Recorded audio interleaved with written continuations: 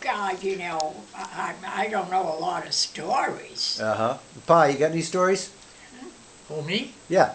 About Honey The Rose. only story I could tell you is that I remember when there was baseball was in, Yeah. and I went down the field with the horse, and my dad told me that I had to cultivate 40 rows, and they call them furrows. Furrows they call a row.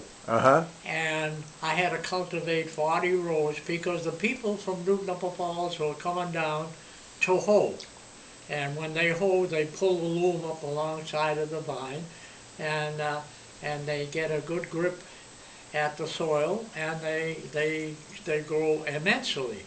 So finally, it was a beautiful day, and we will plan the North School, and Is and this a now serial story? now wait, I got as much time here as you had. You had a lot of time. So finally, what happened was, I was the catcher, Yeah. and I wanted to play so badly that it was just unbelievable, and I had no way of leaving. So it was a very, very hot day, and the horse was, He was a hot horse. the horse was cultivating, he was going along beautifully, and all of a sudden, it was time for the game to start. Yeah. So I says, I got an idea. I think I'll follow through with my idea. So I went and took the horse into the reservation, in the woods, and alongside of the Charles River. I tied him to a tree, and I walked along the Charles River to get to the new school where we were playing, and all of a sudden I put my mitt on, and I says, come on, Johnny.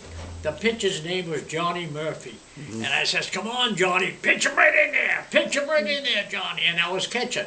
Now the horse was tied to a tree in the reservation, and it was hot as a son of a gun. So finally, I played for a good 3/4 of an hour, and that's all I needed. So finally, I went back to the horse. Now, my father looks out the window and he doesn't see the horse going up and down the furrow. So what the heck happened to the horse? Now the horse was tied to the tree in the reservation. So I goes down and I says, oh my God, I see my father coming down the field. And I only got 10 furrows cultivated. So I took, there was an old pail laying down alongside of the Charles River. So I filled it up with water and I threw it over the horse's can. Yeah. So I got to make my father feel as though the horse was sweating. Yeah.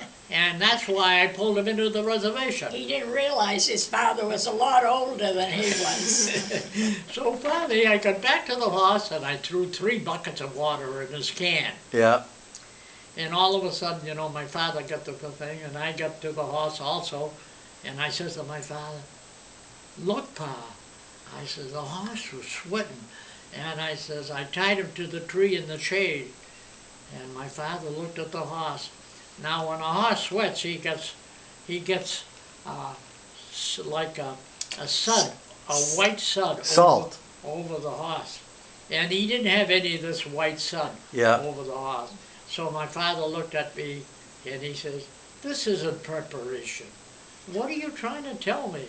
And as I was telling him that, he was ready to raise his right foot up to give me a good kick. And I kept backing away. I was backing away. So then finally, I says it was too hot, so I pulled him in there. And then I told him the truth. So this is the story of my life. And what did he say? He knew his father would have That's right, never kicked him because he was son number 3.